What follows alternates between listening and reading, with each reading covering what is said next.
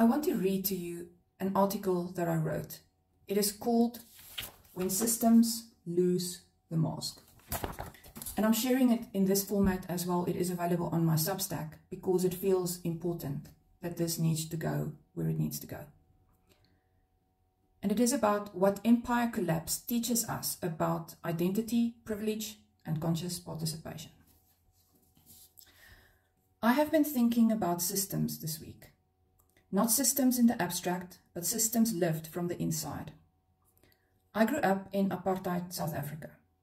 As a child of that system, I was both protected by it and harmed by it. I benefited from structural privilege tied to skin color. I was also brutalized for thinking differently, politically and socially, by peers who were rewarded for conformity. Both things were true at the same time. Apartheid did not collapse because it suddenly became immoral. It collapsed because its brutality became impossible to hide.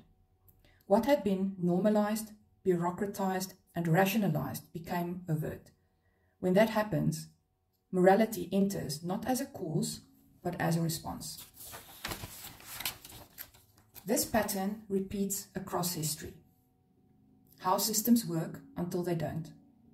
Large extractive systems follow a predictable arc.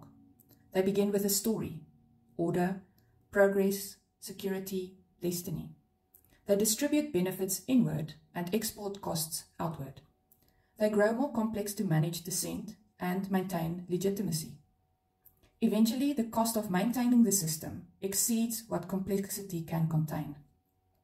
At that point, violence shifts from covert to visible. What was previously done through distance, proxies, euphemism, or bureaucracy becomes direct, less deniable, more public, more desperate. This is not a moral failure at first. It is a systems failure. Morality enters when the story no longer matches reality. The visibility problem. When brutality is far away, beneficiaries rarely experience it as brutality.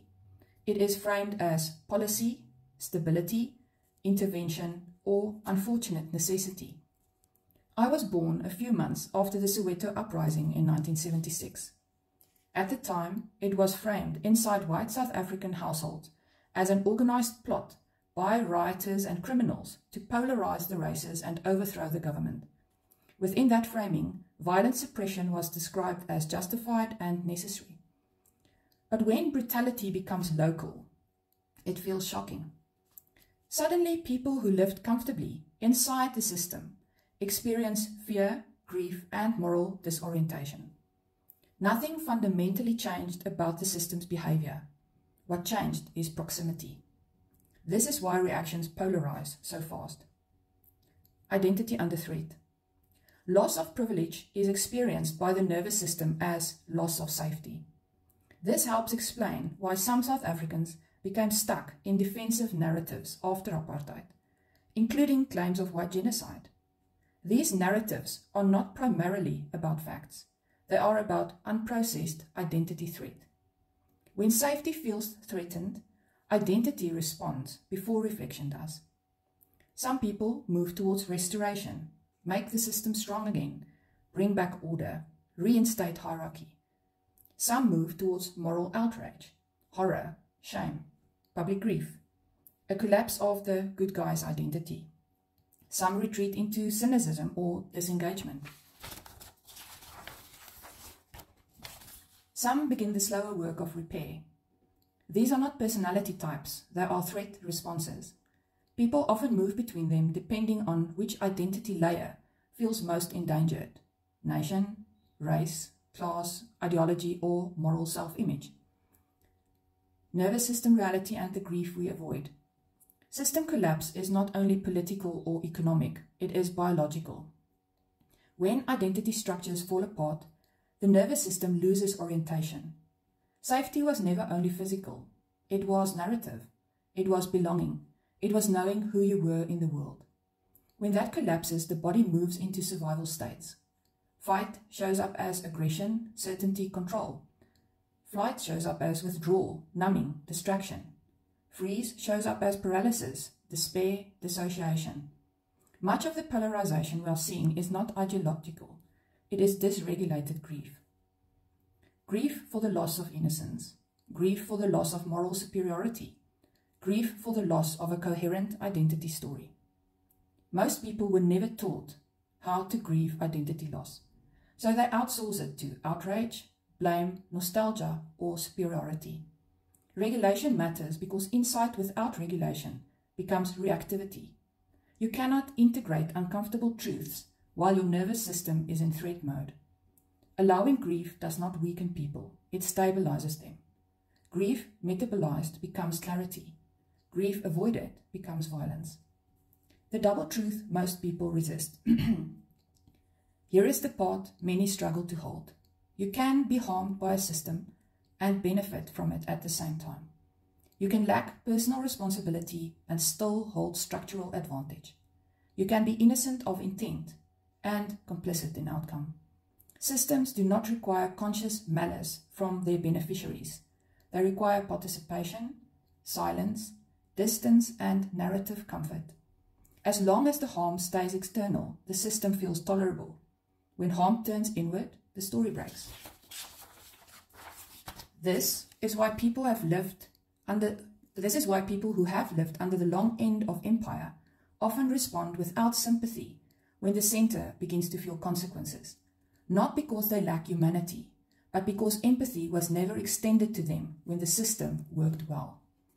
My TikTok feed this week has been filled with Canadians and others responding unsympathetically to Americans experiencing this kind of identity shock. What makes this moment dangerous? When legitimacy collapses, systems lean harder on force. Coercion increases as consent decreases. This creates a feedback loop. Fear produces stronger enforcement. Stronger enforcement produces more visibility. Visibility accelerates legitimacy loss. Legitimacy loss requires even more force. This is the extinction burst phase. The system thrashes not because it is strong, but because it is cornered. Internally, this looks like policing incidents, legal overreach, and suppression of dissent. Externally, it looks like overt extraction, open threats, and disregard for international norms. The mask comes off because maintaining it costs too much. What conscious participation looks like. You cannot opt out of systems entirely. You live inside them. You are shaped by them. You benefit from some and suffer under others. Conscious participation starts with refusing distortion. Practical takeaways. Separate fact from meaning. Do not outsource your perception to outrage cycles or propaganda loops. Track what happened before deciding what it means. Locate yourself honestly. Ask where you benefit, where you are harmed, and where you stayed comfortable because harm was distant. Resist moral shortcuts. Outrage without self-location becomes performance. Shame without action becomes paralysis. Hold the double truth. Say both sentences. I was protected by the system. I was harmed by the system. Let them coexist. Focus on repair, not purity. Support structures that reduce harm. Build local, mental, and physical resilience. Strengthen networks that increase dignity and agency.